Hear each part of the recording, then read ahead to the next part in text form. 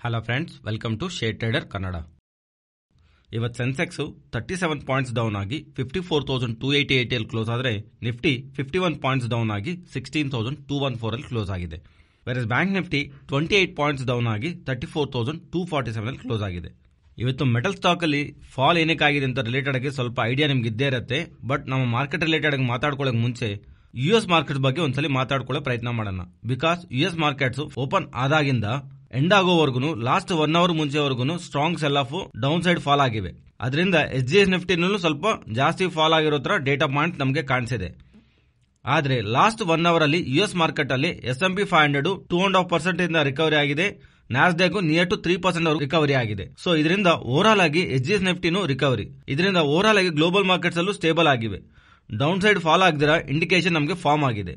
ಅದಾದ್ಮೇಲೆ ನಮಗೆ global sentiments ಅನ್ನು ಡೊಮೆಸ್ಟಿಕ್ ಡೇಟಾ ಪಾಯಿಂಟ್ಸ್ ರಿಲೇಟೆಡ್ ಆಗಿ ನಿರ್ಮಲಾ ಸೀತಾರಾಮನ್ ಅವರು ಸ್ವಲ್ಪ ಸ್ಟ್ರಾಂಗ್ ಇಂಪಾರ್ಟೆಂಟ್ ಕಮೆಂಟ್ಸ್ ಮಾಡಿದ್ದಾರೆ. ಪರ್ಟಿಕ್ಯುಲರ್ ಆಗಿ ಇನ್ಫ್ಲೇಷನ್ ಕಂಟ್ರೋಲ್ ಮಾಡೋದಕ್ಕೆ ಪೆಟ್ರೋಲ್ ಮೇಲೆ ₹8 ಅಂಡ್ ಡೀಸೆಲ್ ಮೇಲೆ ₹6 ಎಕ್ಸೈಸ್ ಡ್ಯೂಟಿನ ಕಟ್ ಮಾಡಿರೋ ತರ ಅಪ್ಡೇಟ್ ಮಾಡಿದ್ದಾರೆ. ಇವು ಮ್ಯಾಕ್ರೋ ಡೇಟಾ ಪಾಯಿಂಟ್ಸ್ ನಮಗೆ ಕಾಣಿಸುತ್ತೆ. ಬಟ್ ರೀಸೆಂಟ್ ಡೇಸ್ ಅಲ್ಲಿ ನಮಗೆ ಮಲ್ಟಿಪಲ್ ಟೈಮ್ಸ್ ಅನ್ಕೊಂಡಿರೋದು 16,450 ಅರೌಂಡ್ ನಮಗೆ ಮಲ್ಟಿಪಲ್ ಟೈಮ್ಸ್ ಪ್ರೀವಿಯಸ್ ಆಗಿ ಮಾರ್ಕೆಟ್ ರೆಸಿಸ್ಟೆಂಟ್ ನ ಫೇಸ್ ಮಾಡಿದೆ. ಇವನ್ ಮಾರ್ಕೆಟ್ ಇಲ್ಲಿಂದನೂ ಅಪ್ಸೈಡ್ ಬರ್ತಿದ್ರು and closing or sustain above 16,450 market positional ಆಗಿ ಬುಲಿಶ್ ಆಗಿ ನೋಡ್ತೀವಂತ. ಬಟ್ ಬೆರಿಶ್ ಆಗಿ ನೋಡ್ಬೇಕಂದ್ರೆ 15,740 ಅಂಡ್ ಫಾರ್ ಸ್ಟ್ರಾಂಗ್ ಕನ್ಫರ್ಮೇಶನ್ ಗೋಸ್ಕರ 15,660 ಈ 80 ಪಾಯಿಂಟ್ ದೂರದಲ್ಲಿ ಇನ್ನೊಂದು ಸಪೋರ್ಟ್ ಲೆವೆಲ್ ಅನ್ನು ಬ್ರೇಕ್ ಮಾಡಿ ಡೌನ್ ಸೈಡ್ ಮಾರ್ಕೆಟ್ ಕ್ಲೋಸ್ ಆದ್ರೇನೆ ಫರ್ದರ್ ಆಗಿ ಸ್ಟ್ರಾಂಗ್ ಸೆಲ್ ಆಫ್ ಇರೋದಕ್ಕೆ ಪಾಸಿಬಿಲಿಟಿ ಇರುತ್ತೆ ಅಂತ. ಇಲ್ಲ ಅಂದ್ರೆ ಮಾರ್ಕೆಟ್ ಈ ರೇಂಜ್ ಅಲ್ಲೇ 16,440 ಟು 15,740 ಈ 700 ಪಾಯಿಂಟ್ ರೇಂಜ್ ಅಲ್ಲಿ ವೋಲ್ಟೈಲ್ ಆಗಿ ಮೂವ್ ಆಗಬಹುದಂತ ರೇಂಜ್ ಬೌಂಡ್ ಅಲ್ಲಿ ಇರೋದಕ್ಕೆ ಚಾನ್ಸಸ್ ಇದೆ ಅಂತ. ಬಿಕಾಸ್ ಇದು 6th ಮೇ ಇಂದಾನು ಮಾರ್ಕೆಟ್ ಅಲ್ಲಿ ಇದೇ ತರ ರೇಂಜ್ ಅಲ್ಲಿ ಇಲ್ಲಿವರೆಗೂ ಮೂವ್ ಆಗ್ತಾ ಬಂದಿದೆ. ಅದರಿಂದ ಸೊ ಪ್ರೀವಿಯಸ್ ಆಗಿನೂ ಯಾವ ಲೆವೆಲ್ಸ್ ಹತ್ರ ಆದ್ರೆ ಮಾರ್ಕೆಟ್ ಫಾಲ್ ಆಗಿದೆಯೋ ಇವಾಗ್ಲೂ ಆ ರೇಂಜ್ ಹತ್ರ ಬಂದು ಮಾರ್ಕೆಟ್ ರೆಸಿಸ್ಟೆಂಟ್ ನ ಫೇಸ್ ಮಾಡಿದೆ. ಅದರಿಂದ ಅಪ್ ಸೈಡ್ ಡೌನ್ ಸೈಡ್ ಈ ಜೋನ್ಸ್ ಹತ್ರ ಬರೋವಾಗ ಯಾವ ಲೆವೆಲ್ಸ್ ಅಬೋವ್ ಸಸ್ಟೈನ್ ಆದ್ರೆ ಫರ್ದರ್ ಆಕ್ಟಿವಿಟಿ ತಗೊಂತೀವೋ ನಾನಾದ್ರೆ ಪರ್ಸನಲ್ ಆಗಿ ಪ್ಲಾನ್ ಮಾಡ್ಕೊಂತಾ ಇದ್ದೀನಿ. ಯಾವ ತರ ಅಡ್ಜಸ್ಟ್ಮೆಂಟ್ ಆದ್ರೂ ಕ್ವಿಕ್ ಇಮಿಡಿಯೇಟ್ ಡಿಸಿಷನ್ಸ್ ಆದ್ರೂ ಬೇಸಸ್ ಟ್ರೇಡ್ ತಗೊಳ್ಳೋದಕ್ಕೆ ಇವನ್ ಬೆಳೀತಾ ಅಪ್ ಸೈಡ್ ಬರ್ತಿದ್ರೆ ಇವನ್ ಫಾಲ್ ಆಗ್ತಾ ಇದ್ರೆ ಡೌನ್ ಸೈಡ್ ಈ ಜೋನ್ ಹತ್ರ ಬರ್ತಿದ್ರೆ ನಾನಂತೂ ಟ್ರೇಡ್ ಮಾಡ್ತಿಲ್ಲ. ಸೊ ಈ ರೇಂಜ್ ಬ್ರೇಕ್ಔಟ್ ಆದ್ಮೇಲೆ ಮಾರ್ಕೆಟ್ ಡೈರೆಕ್ಷನಲ್ ಮೂವ್ ಪಾಸಿಬಿಲಿಟಿ ಇದೆ. ಇಲ್ಲ ಅಂದ್ರೆ ನಮಗೆ ಈ ಜೋನ್ ಅಲ್ಲಿ ಮಾರ್ಕೆಟ್ ಫರ್ದರ್ ಕಮಿಂಗ್ ವೀಕ್ಸ್ ಅಲ್ಲೂ ರೇಂಜ್ ಬೌಂಡ್ ಅಲ್ಲಿ ಮೂವ್ ಆಗೋದಕ್ಕೆ ಚಾನ್ಸಸ್ ಇದೆ.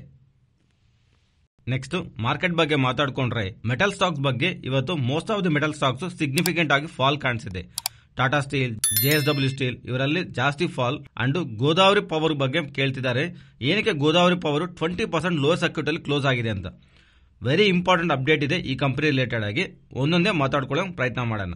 ಫಸ್ಟ್ ಸ್ಟೀಲ್ ಕಂಪನೀಸ್ ಬಗ್ಗೆ 2 ನೆಗೆಟಿವ್ ಅಪ್ಡೇಟ್ಸ್ ಇದೆ, ಒಂದು ಪಾಸಿಟಿವ್ ಅಪ್ಡೇಟ್ ಇದೆ.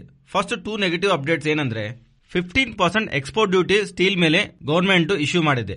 ಅದಕ್ಕೆ ಮುಂಚೆ ಎಕ್ಸ್ಪೋರ್ಟ್ ಡ್ಯೂಟಿ 0% ಇತ್ತು, ಈಗ 15% ಇಶ್ಯೂ ಮಾಡಿದ್ದಾರೆ. ಇದರಿಂದ ನಾವೇನ್ ಅರ್ಥ ಮಾಡ್ಕೋಬೇಕಂದ್ರೆ ಇಲ್ಲಿವರೆಗೂ ಗವರ್ಮೆಂಟ್ ಆಫ್ ಇಂಡಿಯನ್ ಮ್ಯಾನುಫ್ಯಾಕ್ಚರ್ ಯಾರೆಲ್ಲ ಇರ್ತಾರಲ್ಲ ಸ್ಟೀಲ್ ಪ್ರೊಡ್ಯೂಸ್ ಮಾಡ್ತಾ ಇರ್ತಾರಲ್ವಾ ಅವ್ರು ಎಕ್ಸ್ಪೋರ್ಟ್ ಮಾಡ್ತಾ ಇದ್ರೆ ಅವ್ರಿಗೆ ಯಾವ ತರಾನು ರಿಸ್ಟ್ರಿಕ್ಷನ್ಸ್ ಕ್ರಿಯೇಟ್ ಮಾಡಿಲ್ಲ. ಆದ್ರೆ ಈಗ ಗವರ್ಮೆಂಟ್ ಆಫ್ ಇಂಡಿಯಾ ಹೇಳ್ತಿರೋದು ನೀವು ಎಕ್ಸ್ಪೋರ್ಟ್ ಮಾಡ್ಕೋಬೇಕಂದ್ರೆ ಮಾಡಿ, ನಾವು ಎಕ್ಸ್ಪೋರ್ಟ್ಗೆ ಅಡ್ಡಿ ಬರ್ತಿಲ್ಲ. ಬಟ್ ಎಕ್ಸ್ಪೋರ್ಟ್ ಮೇಲೆ ನಮಗೆ 15% ಟ್ಯಾಕ್ಸ್ ನ ಪೇ ಮಾಡಿ ಎಕ್ಸ್ಪೋರ್ಟ್ ಮಾಡ್ಕೊಳ್ಳಿ ಅಂತ ಹೇಳ್ತಿದೆ. ಎಕ್ಸ್ಪೋರ್ಟ್ ಮಾಡಿ ಪ್ರೆಸೆಂಟ್ ಬರ್ತಿರೋ ಪ್ರಾಫಿಟ್ಸ್ ಇವ್ರು ತಗೋಬೇಕು ಅನ್ಕೊಂಡ್ರೆ ಪ್ರೈಸಸ್ ನ ಜಾಸ್ತಿ ಮಾಡಬೇಕು. ಆದ್ರೆ ಪ್ರೈಸಸ್ ಜಾಸ್ತಿ ಮಾಡಿದ್ರೆ ಇಂಟರ್ನ್ಯಾಷನಲ್ ಮಾರ್ಕೆಟ್ಸ್ ಸಸ್ಟೈನಬಿಲಿಟಿ ಇರಲ್ಲ, ಕಾಂಪಿಟೇಷನ್ ಜಾಸ್ತಿ ಇರುತ್ತೆ. ಓಲ್ಡ್ ಪ್ರೈಸಸ್ ಅಲ್ಲೇ ಸೇಲ್ ಮಾಡೋದಕ್ಕೆ ಗ್ಲೋಬಲ್ ಆಗಿ ಬೇರೆ ಕಂಪನೀಸ್ ಇರುತ್ತೆ. ಅದರಿಂದ ಮೋಸ್ಟ್ ಆಫ್ ದಿ ಮೆಟಲ್ ಕಂಪನೀಸ್ಗೆ ಎಕ್ಸ್ಪೋರ್ಟ್ಸ್ ಕಮ್ಮಿ ಮಾಡುತ್ತೆ. ಎಕ್ಸ್ಪೋರ್ಟ್ಸ್ ಕಮ್ಮಿ ಮಾಡಿದ್ರೆ ಡೊಮೆಸ್ಟಿಕ್ ಆಗಿ ಸ್ಟೀಲ್ ಸಪ್ಲೈ ಜಾಸ್ತಿ ಆಗುತ್ತೆ. ಅದರಿಂದ ಸ್ಟೀಲ್ ಪ್ರೈಸಸ್ ಕಮ್ಮಿ ಆಗತ್ತೆ ಅಂತ ಒಂದು ಉದ್ದೇಶದಿಂದ ಗವರ್ಮೆಂಟ್ ಈ ಕೆಲಸ ಮಾಡಿದೆ. ಸ್ಟೀಲ್ ಪ್ರೈಸಸ್ ಕಮ್ಮಿ ಆದ್ರೆ biggest beneficiary auto companies. Because steel ನ ಕನ್ಸ್ಯೂಮ್ ಮಾಡ್ತಿರೋದ್ರಲ್ಲಿ most of the segment consume ಮಾಡೋದು ಆಟೋ ಕಂಪನೀಸೇ. ಪ್ರೆಸೆಂಟ್ HRC ಸ್ಟೀಲ್ 69,000 ಹತ್ರ ಟ್ರೇಡ್ ಆಗ್ತಿದೆ. ಬಟ್ ಗವರ್ಮೆಂಟ್ ತಗೊಂಡಿರೋ ಈ ರೂಲ್ ಇಂದ HRC ಸ್ಟೀಲ್ 5,000 to 9,000 ರೂಪೀಸ್ ಹತ್ರ ಕಮ್ಮಿ ಆಗೋದಕ್ಕೆ ಪಾಸಿಬಿಲಿಟಿ ಇದೆ ಅಂತ. ಇನ್ಫ್ಯಾಕ್ಟ್ ಇನ್ನೂ ಲೋಯರ್ ಸೈಡ್ ಹೋಗೋದಕ್ಕೆ ಚಾನ್ಸಸ್ ಇದೆ ಅಂತ. ಬಿಕಾಸ್ ಡೊಮೆಸ್ಟಿಕ್ ಆಗಿ ಸಪ್ಲೈ ಜಾಸ್ತಿ ಆಗತ್ತಲ್ವಾ, ಎಕ್ಸ್ಪೋರ್ಟ್ ಮೇಲೆ ಇಂಪೋರ್ಟ್ ಡ್ಯೂಟಿನೂ ಇಶ್ಯೂ ಮಾಡಿದ್ದಾರೆ. ಅದರಿಂದ HRC ಸ್ಟೀಲ್ ಪ್ರೈಸಸ್ ಕಮ್ಮಿ ಆಗತ್ತೆ. ಇದರಿಂದ ಆಟೋ ಕಂಪನೀಸ್ಗೆ ಲಾಭ ಆಗತ್ತೆ ಅನ್ನೋ ತರ ನಮಗೆ ಅಪ್ಡೇಟ್ಸ್ ಕಾಣಿಸ್ತಾ ಇದೆ. ಈ ಸೈಕಲ್ ನ ನಾವು ಹೇಗೆ ಅರ್ಥ ಮಾಡ್ಕೋಬೇಕಂದ್ರೆ ಆಟೋ ಕಂಪನೀಸ್ಗೆ ಡಿಮ್ಯಾಂಡ್ ಬೆಟರ್ ಆಗಿದೆ. ಅವರು ಕನ್ಸ್ಯೂಮ್ ಮಾಡೋ ರಾ ಮೆಟೀರಿಯಲ್ಸ್ ನಲ್ಲಿ ಮೇಜರ್ ರಾ ಮೆಟೀರಿಯಲ್ ಆಗಿರೋ ಸ್ಟೀಲ್ ಪ್ರೈಸಸ್ ಈಗ ಕಮ್ಮಿ ಆಗತ್ತೆ. ಹೇಗೋ petrol and diesel prices related ಆಗಿ ಪಾಸಿಟಿವ್ ಸ್ಟೇಟ್ಮೆಂಟ್ ಗವರ್ಮೆಂಟ್ ಮಾಡಿದೆ. ಅದನ್ನು ಕನ್ಸ್ಯೂಮರ್ಸ್ ಸೆಂಟಿಮೆಂಟ್ ನ ಬೂಸ್ಟ್ ಮಾಡುತ್ತೆ. ಇವೆಲ್ಲ ಸೇರಿ ಆಟೋ ಸೆಗ್ಮೆಂಟ್ ನಲ್ಲಿ ಇರೋ ಕಂಪನೀಸ್ಗೆ ಪಾಸಿಟಿವ್ ಆಗಿದೆ. ಸೊ ಸ್ಟೀಲ್ ರಿಲೇಟೆಡ್ ಆಗಿ 2 ನೆಗೆಟಿವ್ಸ್, ಒಂದು ಪಾಸಿಟಿವ್ ಅನ್ಕೊಂಡಿದೀವಲ್ಲ. ಫಸ್ಟ್ ನೆಗೆಟಿವ್ ಅಪ್ಡೇಟ್ 15% ಎಕ್ಸ್ಪೋರ್ಟ್ ಡ್ಯೂಟಿನ ಇಶ್ಯೂ ಮಾಡಿದ್ದಾರೆ. Second important negative update iron ore ಮೇಲೆ ಪ್ರೀವಿಯಸ್ ಆಗಿ 30% ಎಕ್ಸ್ಪೋರ್ಟ್ ಡ್ಯೂಟಿನ ಈಗ 50% ಗೆ ಹೈಕ್ ಮಾಡಿದ್ದಾರೆ. ಈ ಡಿಫರೆನ್ಸ್ ನಾವು ಚೆನ್ನಾಗಿ ಅರ್ಥ ಮಾಡ್ಕೋಬೇಕು. ಐರನ್ ಓರ್ ಮೇಲೆ 30% ಆಗಿರೋದು 50% ಮಾಡಿದ್ದಾರೆ. ಸೊ 30% ಇಂದ 50% ಗೆ ಚೇಂಜ್ ಮಾಡಿದ್ದಾರೆ. ಆದ್ರೆ ಪೈಲೆಟ್ಸ್ ಮೇಲೆ 0% ಇತ್ತು, ಅದಕ್ಕೆ ಮುಂಚೆ ಏನು ಟ್ಯಾಕ್ಸ್ ಇರಲಿಲ್ಲ. ಸೊ ಈಗ ಅದನ್ನು 0% ಇಂದ 45% ತಗೊಂಡೋಗಿದ್ದಾರೆ ಡೈರೆಕ್ಟ್ ಆಗಿ. ಇದರಿಂದಾನೇ ಈ ಸೆಗ್ಮೆಂಟ್ ಅಲ್ಲಿ ಬಿಸಿನೆಸ್ ಮಾಡ್ತಿರೋ ಗೋದಾವರಿ ಪವರ್ ಅವರು, ಶಾರದಾ ಎನರ್ಜಿ ಅಂಡ್ ಮಿನರಲ್ಸ್ ಆದ್ರೂ ಇವತ್ತು ನಿಯರ್ ಟು 20% ಲೋಯರ್ ಸರ್ಕ್ಯೂಟ್ ನಲ್ಲಿ ಲಾಕ್ ಆಗೋಗಿವೆ. ಇವನ್ ಶ್ಯಾಮ್ ಮೆಟಾಲಿಕ್ಸ್ ಇವತ್ತು ನಿಯರ್ ಟು 9.5% ಹತ್ರ ಫಾಲ್ ಆಗಿದೆ. ಸ್ಟೀಲ್ ರಿಲೇಟೆಡ್ ಆಗಿ ಜಾಸ್ತಿ ಮಾಡ್ತಿರೋ ಪ್ರೈಸಸ್ ಐರನ್ ಓರ್ ರಿಲೇಟೆಡ್ ಆಗಿ ಜಾಸ್ತಿ ಮಾಡ್ತಿರೋ ಪ್ರೈಸಸ್ ಅಲ್ಲ. ಪೆಲೆಟ್ಸ್ ರಿಲೇಟೆಡ್ ಆಗಿ 0 ಇಂದ 45% ಗೆ ಎಕ್ಸ್ಪೋರ್ಟ್ ಡ್ಯೂಟಿ ಜಾಸ್ತಿ ಮಾಡ್ತಾ ಇರೋದು ಈ ಸೆಗ್ಮೆಂಟ್ ರಿಲೇಟೆಡ್ ಆಗಿ ಫೋಕಸ್ ಮಾಡ್ತಿರೋ ಸ್ಟಾಕ್ಸ್ ಅಲ್ಲಿ ನೆಗೆಟಿವ್ ಇಂಪ್ಯಾಕ್ಟ್ ನ ಕ್ರಿಯೇಟ್ ಮಾಡಿದೆ. ಇದರಲ್ಲೂ ಒಂದು ಪಾಸಿಟಿವ್ ಇಂಪ್ಯಾಕ್ಟ್ ಇದೆ. ಮೆಟಲ್ ಕಂಪನೀಸ್ ಗೆ ಕುಕಿಂಗ್ ಕೋಲ್ ರಿಲೇಟೆಡ್ ಆಗಿ ಪ್ರೀವಿಯಸ್ ಆಗಿ ಎಕ್ಸ್ಪೋರ್ಟ್ ಡ್ಯೂಟಿ 2.5% ಇತ್ತು, ಈಗ ಅದನ್ನು 0% ಮಾಡಿದ್ದಾರೆ. ಇದರೊಂದಿಗೆ 500 to 700 rupees per ton realisation ಬರುತ್ತೆ. ಮೀನ್ಸ್ ಅಡ್ವಾಂಟೇಜ್ ಬರುತ್ತೆ, ಬಟ್ ಅದಷ್ಟೊಂದು ಕಾಸ್ಟ್ ಬೆನಿಫಿಟ್ ಏನು ಅಲ್ಲ.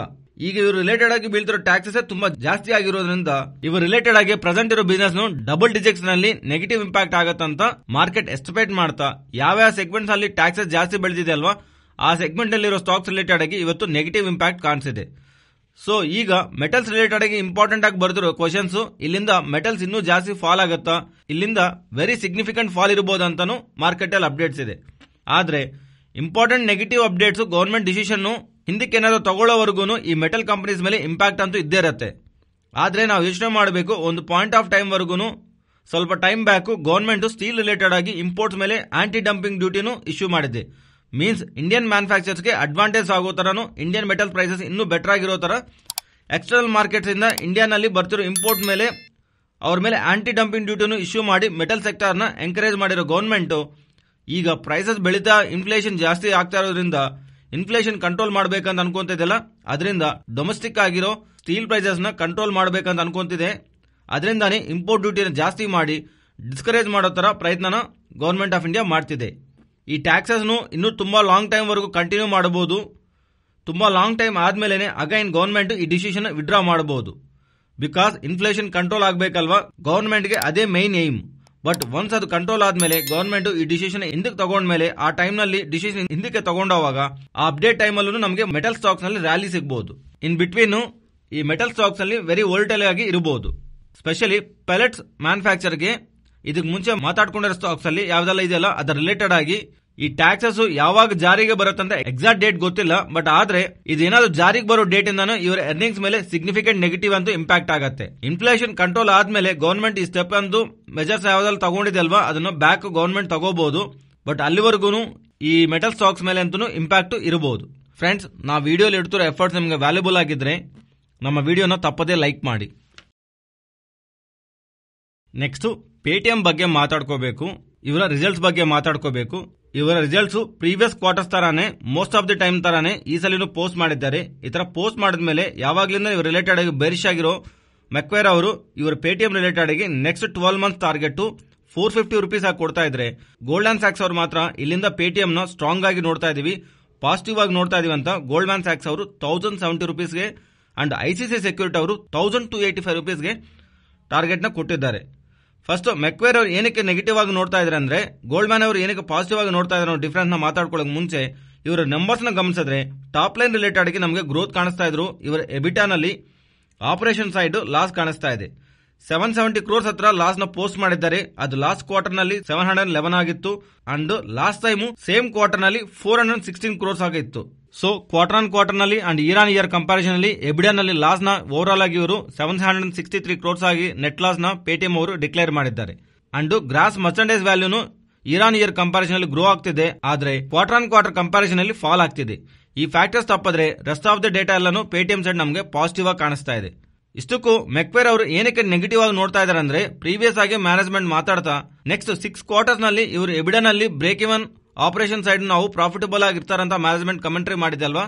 ಆದ್ರೆ ಪ್ರೆಸೆಂಟ್ ಬರ್ತಿರೋ ಇವ್ರ ನಂಬರ್ಸ್ ಅಂಡ್ ಅದರ ಗ್ರೋತ್ ನೋಡ್ತಾ ಇದ್ರೆ ಅದು 6 quarters ಅಲ್ಲ, ನೆಕ್ಸ್ಟ್ 12 quarters ಗೆ ಪಾಸಿಬಿಲಿಟಿ ಆಗತ್ತಂತ ಮೆಕ್ವೇರ್ ಅವರು ಎಸ್ಟಿಮೇಟ್ ಮಾಡ್ತಿದ್ದಾರೆ. ಅದರಿಂದ ಪ್ರೆಸೆಂಟ್ ಇರೋ ಎಸ್ಟಿಮೇಟ್ಸ್ ಗೆ 450 ಇವ್ರ ಟಾರ್ಗೆಟ್ ಅನ್ಕೊಂಡಿರೋ ತರ ಅಂಡ್ ಇವ್ರ ರಿಲೇಟೆಡ್ ಆಗಿ ಯುಪಿ ಅವರಿಂದನೂ ಬಂದಿರೋ ಸ್ಟ್ರಾಂಗ್ ಕಾಂಪಿಟೇಷನ್ ಗೆ ಅಂಡ್ ರೆಗ್ಯುಲೇಟೆಡ್ ರಿಸ್ಕ್ ಪೇಟಿಎಂ ಇಲ್ಲಿಂದ ಸ್ಟ್ರಾಂಗ್ ಆಗಿ ಇರೋದ್ರಿಂದ ಗ್ರೋ ಆಗೋದಕ್ಕೆ ಹರ್ಡಲ್ಸ್ ಕಾಣಿಸ್ತಾ ಇದೆ ಅಂತ ಮೆಕ್ವೇರ್ ಅವರು ಭಾವಿಸ್ತಾ ಇದ್ರೆ, ಇದಕ್ಕೆ ಕ್ವೈಟ್ ಅಪೋಸಿಟ್ ಆಗಿ ಗೋಲ್ಡ್ಮ್ಯಾನ್ ಸ್ಯಾಕ್ಸ್ ಅವರು ಇಲ್ಲಿಂದ ಪೇಟಿಎಂ ನಾವು ಬೈ ಸೈಡ್ ನೋಡ್ತಾ ಇದೀವಿ. ಇದಕ್ಕೆ ರೀಸನ್ ಪ್ರೆಸೆಂಟ್ ಟ್ರೇಡ್ ಆಗ್ತಿರೋ ವ್ಯಾಲ್ಯೂಷನ್ಸ್ ಇದೊಂದು ಗುಡ್ ಎಂಟ್ರಿ ಪಾಯಿಂಟ್ ಆಗಿ ಕಾಣಿಸ್ತಾ ಇದೆ ಅಂತ.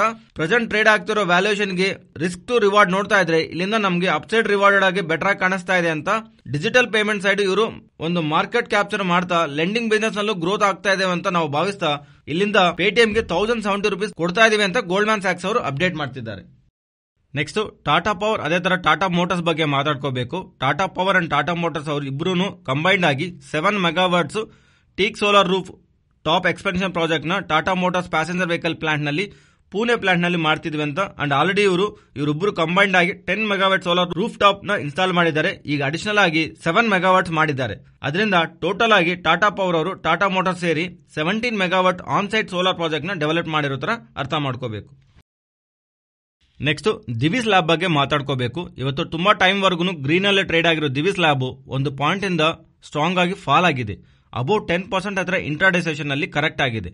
ಇದಕ್ಕೆ ರೀಸನ್ ಗಮನಿಸಿದ್ರೆ ದಿವಿಸ್ ಲ್ಯಾಬ್ ಅವರು ಪ್ರೀವಿಯಸ್ ಆಗಿ ನಂಬರ್ಸ್ ನ ಪೋಸ್ಟ್ ಮಾಡಿದ್ದಾರೆ. ಆ ನಂಬರ್ಸ್ ಬೆಟರ್ ದಾನ್ ಎಸ್ಟಿಮೇಟ್ಸ್ ಅಲ್ಲೇ ಇತ್ತು. ಅಂಡ್ ಇದರ ಜೊತೆಗೆ ₹30 ಪರ್ ಶೇರ್ ಡಿವಿಡೆಂಡ್ ಇವರು ಇಶ್ಯೂ ಮಾಡಿದ್ದಾರೆ.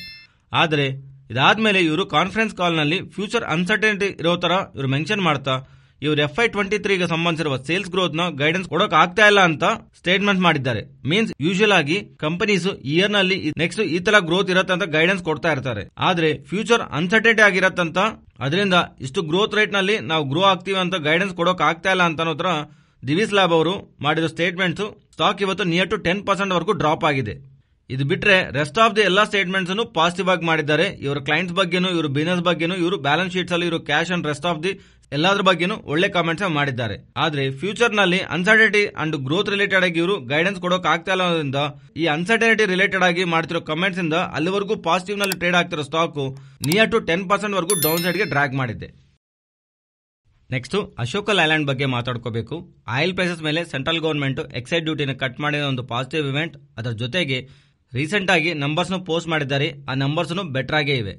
ಅಂಡ್ ಈ ನಂಬರ್ಸ್ ಆದ್ಮೇಲೆ ಕಾನ್ಫರೆನ್ಸ್ ಕಾಲ್ ನಲ್ಲಿ ಮ್ಯಾನೇಜ್ಮೆಂಟ್ ಕೊಡ್ತಿರೋ ಕಮೆಂಟ್ರಿ ಆದ್ಮೇಲೆ most of the brokings and ratings agency ಅವರು ಟಾರ್ಗೆಟ್ ನ ಅಪ್ಗ್ರೇಡ್ ಮಾಡಿದ್ದಾರೆ. ಜಫ್ರೀಸ್ ಅವರು ಪ್ರೀವಿಯಸ್ ಆಗಿ ಕೊಟ್ಟಿರೋ 130 ನ 160 ಆಗಿ, ನೋಮರಾ ಅವರು ಪ್ರೀವಿಯಸ್ ಆಗಿ ಕೊಟ್ಟಿರೋ ಟಾರ್ಗೆಟ್ 168 ಗೆ ರೈಸ್ ಮಾಡ್ತಿದ್ರೆ, ಕ್ರೆಡಿಟ್ ಸೂಸ್ ಅವರು 169 ಗೆ, CLSA ಅವರು 149 ಆಗಿ ಅವ್ರ ಟಾರ್ಗೆಟ್ ನ ಪ್ರೀವಿಯಸ್ ಆಗಿ ಕೊಟ್ಟಿರೋ ಟಾರ್ಗೆಟ್ಸ್ ಇಂದ ರೈಸ್ ಮಾಡಿದ್ದಾರೆ.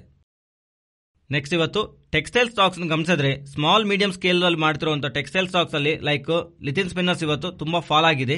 ಇದಕ್ಕೆ reason textiles, yarn and apparel makers ಯಾರಾದ್ರೆ ಸ್ಮಾಲ್ ಸ್ಪಿನ್ನಿಂಗ್ ಮಿಲ್ಸ್ ನ ರನ್ ಮಾಡ್ತಾ ಇರ್ತಾರಲ್ಲ ಅವ್ರ ಮ್ಯಾನುಫ್ಯಾಕ್ಚರಿಂಗ್ ನ ಸ್ವಲ್ಪ ಟೈಮ್ ವರೆಗೂ ಹಾಲ್ಟ್ ಮಾಡಿರೋ ತರ. ಇದಕ್ಕೆ ರೀಸನ್ ಕಾಟನ್ ಪ್ರೈಸಸ್ ತುಂಬಾ ಜಾಸ್ತಿ ಬೆಳೀತಾ ಇರೋ ಕಾರಣವಾಗಿ ಇವರ ಪ್ರೊಡಕ್ಷನ್ ನ ಸ್ಟಾಪ್ ಮಾಡಿರೋ ತರ ಸೌತ್ ಇಂಡಿಯಾ ಸ್ಪಿನ್ನರ್ಸ್ ಅಸೋಸಿಯೇಷನ್ ಅವರು ಅಪ್ಡೇಟ್ ಮಾಡ್ತಿದ್ದಾರೆ. ಇದರಿಂದ ಇವತ್ತು ಸ್ಮಾಲ್ ಅಂಡ್ ಮೀಡಿಯಂ ಸ್ಕೇಲ್ ಅಲ್ಲಿ ಇರೋ ಟೆಕ್ಸ್ಟೈಲ್ ಸ್ಟಾಕ್ಸ್ ಅಲ್ಲಿ ಸೆಲ್ಲಿಂಗ್ ಪ್ರೆಷರ್ ಕಾಣಿಸಿದೆ. ನೆಕ್ಸ್ಟ್ ಜಾಶ್ ಇಂಡಸ್ಟ್ರೀಸ್ ಬಗ್ಗೆ ಮಾತಾಡ್ಕೋಬೇಕು. ಇವರು ಕೋಟೆಡ್ ಟೆಕ್ಸ್ಟೈಲ್ ಅದೇ ತರ ಸಿಂಥೆಟಿಕ್ ಲೆದರ್ ನ ಮ್ಯಾನುಫ್ಯಾಕ್ಚರ್ ಮಾಡ್ತಾ ಇರ್ತಾರೆ. ಇವರು ಮೆನ್ಷನ್ ಮಾಡ್ತಿರೋದು ಇಲ್ಲಿವರೆಗೂ ಇವರಿಗೆ ಚೈನಾದಿಂದ ಇಂಡಿಯಾಗೆ ಇಂಪೋರ್ಟ್ ಆಗ್ತಿರುವಂತಹ PU ಲೆದರ್ ಕಾರಣವಾಗಿ ಇವ್ರ ಸೇಲ್ಸ್ ಮೇಲೆ ಇಂಪ್ಯಾಕ್ಟ್ ಆಗ್ತಾ ಇತ್ತು ಅಂತ. ಚೈನಾ ಮೆಟೀರಿಯಲ್ ಚೀಪ್ ಕ್ವಾಲಿಟಿ ನಲ್ಲಿ ಇರೋ ಕಾರಣವಾಗಿ ಪ್ರೈಸಿಂಗ್ ಕಡಿಮೆ ಇರೋ ಕಾರಣವಾಗಿ ಇವರ ಸೇಲ್ಸ್ ಮೇಲೆ ಇಂಪ್ಯಾಕ್ಟ್ ಇತ್ತು ಅಂತ. ಆದ್ರೆ ಇವ್ರ ಸೈಡ್ ಇಂದ ತಗೊಂತಿರುವಂತ ಕನ್ಸಿಸ್ಟೆಂಟ್ ಎಫರ್ಟ್ ಇಂದ ಈಗ government of India PU leather import ಮೇಲೆ ಇಂಪೋರ್ಟ್ ಡ್ಯೂಟಿನ ಇಶ್ಯೂ ಮಾಡಿರೋ ತರ ಬಂದಿರೋ ಅಪ್ಡೇಟ್ಸ್ ಇಂದ ಇಂಪೋರ್ಟ್ ಮೇಲೆ ಗವರ್ಮೆಂಟ್ ಆಫ್ ಇಂಡಿಯಾ ಟ್ಯಾಕ್ಸಸ್ ನ ಇಶ್ಯೂ ಮಾಡೋದಕ್ಕೆ ಪ್ರಯತ್ನ ಮಾಡುತ್ತೆ ಅಂತ. ಅದರಿಂದ May 28 ಇಂದ ಆಂಟಿ ಡಂಪಿಂಗ್ ಡ್ಯೂಟಿ ಇದರ ಮೇಲೆ ಇಶ್ಯೂ ಮಾಡ್ತಾ ಇರೋ ಕಾರಣವಾಗಿ ಇವರಿಗೆ ಇದೊಂದು ಲೆವೆಲ್ ಪ್ಲೇಯಿಂಗ್ ಫೀಲ್ಡ್ ಆಗುತ್ತೆ ಅಂತ ಇವರಿಗೆ ಸಿಗ್ನಿಫಿಕೆಂಟ್ ಆಗಿ ಇವ್ರ ಸೇಲ್ಸ್ ನಲ್ಲಿ ಇಂಪ್ರೂವ್ಮೆಂಟ್ ಇರುತ್ತೆ ಅನ್ನೋ ತರ ಜಾಶ್ ಇಂಡಸ್ಟ್ರಿ ಅವರು ಅಪ್ಡೇಟ್ ಮಾಡ್ತಿದ್ದಾರೆ. ಇದರಿಂದ ಸ್ಟಾಕ್ ಇವತ್ತು ಸ್ಟ್ರಾಂಗ್ ಆಗಿ ಗೈನ್ ಇಂದ ಕ್ಲೋಸ್ ಆಗಿದೆ. ನೆಕ್ಸ್ಟ್ ಆದಿತ್ಯ ಬಿರ್ಲಾ ಫ್ಯಾಷನ್ ಬಗ್ಗೆ ಮಾತಾಡ್ಕೋಬೇಕು. ಸೋರ್ಸಸ್ ಇಂದ ಬರ್ತಿರೋ ಅಪ್ಡೇಟ್ಸ್ ಪ್ರಕಾರ CNBC ಅವ್ರಿಗೆ ರಿಪೋರ್ಟ್ ಮಾಡ್ತಿರೋದು, ಇವರು ಮೆನ್ಷನ್ ಮಾಡಿರೋದು May 24 ನ ಇವರು ಬೋರ್ಡ್ ಸಮಾವೇಶ ಇರುತ್ತೆ ಅಂತ. ಮೀನ್ಸ್ ನಾಳೆ ಇರುತ್ತೆ ಅಂತಾನು. ಆ ಬೋರ್ಡ್ ಸಮಾವೇಶದಲ್ಲಿ ಇವರು ಫಂಡ್ ನ ರೈಸ್ ಮಾಡ್ತಾ ಇದಾರೆ ಅಂತ. ನಿಯರ್ ಟು $300 million ಅಂಡ್ ಅವನು ಸಿಂಗಪೂರ್ ಗವರ್ಮೆಂಟ್ ಗೆ ಸಂಬಂಧಿಸಿರುವ ಇನ್ವೆಸ್ಟ್ಮೆಂಟ್ ಆರ್ಮ್ ಆಗಿರುವ GIC ಅವರಿಂದಾನು ರೈಸ್ ಮಾಡ್ತಾ ಇದಾರೆ ಅಂತ. ಇತರ ಬರ್ತಿರೋ ಹಣದಿಂದ ಪ್ರೆಸೆಂಟ್ ನಲ್ಲಿರೋ ಬಾಂಡ್ಸ್ ನ ಡೈರೆಕ್ಟ್ ಆಗಿ ಕಸ್ಟಮರ್ಸ್ ಗೆ, ಇತರ ಬರ್ತಿರೋ ಹಣನ ಪ್ರೆಸೆಂಟ್ ಇವ್ರ ಹತ್ರ ಇರೋ ಬ್ರಾಂಡ್ಸ್ ನ ಡೈರೆಕ್ಟ್ ಆಗಿ ಕಸ್ಟಮರ್ಸ್ ಗೆ ಸೇರೋ ತರ ಈ ತರ ರೈಸ್ ಮಾಡಿರೋ ಹಣನ ಯೂಸ್ ಮಾಡ್ತೀವಿ ಅನ್ನೋ ತರ ಇವ್ರ ಸೋರ್ಸಸ್ ಇಂದ ಅಪ್ಡೇಟ್ ಬರ್ತಿದೆ ಅಂತ CNBC ಅವರು ರಿಪೋರ್ಟ್ ಮಾಡ್ತಿದ್ದಾರೆ. ನೆಕ್ಸ್ಟ್ ಹಿಂದೂಸ್ತಾನ್ ಫುಡ್ಸ್ ಬಗ್ಗೆ ಮಾತಾಡ್ಕೋಬೇಕು. ಹಿಂದೂಸ್ತಾನ್ ಫುಡ್ ಅವರು ಸ್ಟಾಕ್ ಸ್ಪ್ಲಿಟ್ ನ ಅನೌನ್ಸ್ ಮಾಡಿದ್ದಾರೆ. ಇವರು ಮೆನ್ಷನ್ ಮಾಡ್ತಿರೋದು ಪ್ರೆಸೆಂಟ್ ಇರೋ ಈಚ್ ಶೇರ್ ನ 5 ಇಂದ ಮಲ್ಟಿಪ್ಲೈ ಆಗುತ್ತೆ ಅಂತ. And ex day to split time ನಲ್ಲಿ ಸ್ಟಾಕ್ ಪ್ರೈಸ್ 5 ಇಂದ ಡಿವೈಡೆಡ್ ಆಗುತ್ತೆ. ಸೊ ಯಾರತ್ರ ಆದ್ರೆ ಈ ಕಂಪನಿ ಶೇರ್ ನ ಹೋಲ್ಡ್ ಮಾಡ್ತಾ ಇರ್ತಾರಲ್ವಾ, ಆ ಎಕ್ಸ್ ಡೇಟ್ ನಲ್ಲಿ ಸ್ಪ್ಲಿಟ್ ದಿವಸ ಸ್ಟಾಕ್ ಪ್ರೈಸ್ ಅಡ್ಜಸ್ಟ್ ಆಗುತ್ತೆ. ಅಂಡ್ ಅದಾದ್ಮೇಲೆ ಕಮಿಂಗ್ ಡೇಸ್ ನಲ್ಲಿ ರೆಕಾರ್ಡೆಡ್ ಇಂದ 30 ಡೇಸ್ ಒಳಗೆ ನಿಮ್ಮ ನಂಬರ್ ಆಫ್ ಸ್ಟಾಕ್ಸ್ 5 ಇಂದ ಮಲ್ಟಿಪ್ಲೈ ಆಗುತ್ತೆ. ನೆಕ್ಸ್ಟ್ ನಿಫ್ಟಿ ಅದೇ ತರ bank Nifty support and resistant ಮಾತಾಡ್ಕೊಂಡ್ರೆ, ನಿಫ್ಟಿ ಸಪೋರ್ಟ್ ಪ್ರೆಸೆಂಟ್ ಇರೋ ಲೆವೆಲ್ಸ್ ಇಂದ ಡೌನ್ ಸೈಡ್ ಬರ್ತಿದ್ರೆ 16,170, ಅದರ ಡೌನ್ ಸೈಡ್ ಬಂದ್ರೆ 16,080 ಅಂಡ್ ಅಪ್ ಸೈಡ್ ಗೆ ಹೋಗ್ತಾ ಇದ್ರೆ 16,370 ಅಂಡ್ ಅದರ ಅಬೌವ್ 16,450. ರೀಸೆಂಟ್ ಆಗಿ ಈ ಲೆವೆಲ್ ವರ್ಗು ಯಾವಾಗ್ಲೂ ಹೋಗ್ತಿಲ್ಲ market. In between 16,370 to 415 in between ನಮಗೆ most of the times rejection ಕಾಣಿಸ್ತಾ ಇದೆ. ಅಂಡ್ ಬ್ಯಾಂಕ್ ನಿಫ್ಟಿ ರಿಲೇಟೆಡ್ ಆಗಿನೂ ಡೌನ್ ಸೈಡ್ ಗೆ ಹೋಗ್ತಿದ್ರೆ 33,940 ಅಂಡ್ ಅದರ down side 33,670 and up side ಗೆ ಬರ್ತಿದ್ರೆ 34,320 ಅಂಡ್ ಅದರ ಅಪ್ ಸೈಡ್ ಗೆ ಬರ್ತಿದ್ರೆ 34,550. Next Nifty option chain data May monthly expiry contract data ಗಮನಿಸಿದ್ರೆ ಪ್ರೆಸೆಂಟ್ ಇರೋ ಲೆವೆಲ್ಸ್ ಇಂದ ಅಪ್ ಸೈಡ್ ಗೆ 16,500 ಹತ್ರ ಸ್ಟ್ರಾಂಗ್ ಓವೈ ಡೇಟಾ ಬಿಲ್ಡ್ ಆಗ್ತಿದೆ. ಇನ್ಫ್ಯಾಕ್ಟ್ ಪುಟ್ಸ್ ಅಲ್ಲಿ ಸಿಗ್ನಿಫಿಕೆಂಟ್ ಡೇಟಾ ಏನು ಇಲ್ಲ. ಅದರಿಂದ ಇಲ್ಲಿಂದ ಅಪ್ ಸೈಡ್ ಗೆ ಬರ್ತಿದ್ರೆ 16,500 ಬ್ರೇಕ್ ಆಗಿ ಟಾಪ್ ಸೈಡ್ ನಿಫ್ಟಿ ಹೋಗುತ್ತೆ ಅಂತ ಕಾಲ್ ರೈಟರ್ಸ್ ಭಾವಿಸ್ತಾ ಇಲ್ಲ. ಅಂಡ್ ಡೌನ್ ಸೈಡ್ ಗೆ ಹೋಗ್ತಾ ಇದ್ರೆ 16,000 ಹತ್ರನು ಕಾಲ್ಸ್ ಅಲ್ಲಿ ಸಿಗ್ನಿಫಿಕೆಂಟ್ ಡೇಟಾ ಕಾಣಿಸ್ತಾ ಇಲ್ಲ. ಓವರ್ ಆಲ್ ಆಗಿನೂ ಪುಟ್ ಸೈಡ್ ಸಿಗ್ನಿಫಿಕೆಂಟ್ ಆಗಿರೋದ್ರಿಂದ 16,000 to 16,500 ಈ 500 ಪಾಯಿಂಟ್ ಝೋನ್ ಅಲ್ಲಿ ನಿಫ್ಟಿ ಟ್ರೇಡ್ ಆಗುತ್ತೆ ಅಂತ ಕಾಲ್ ಅಂಡ್ ಪುಟ್ ರೈಟರ್ಸ್ ಭಾವಿಸ್ತಾ ಇದ್ದಾರೆ.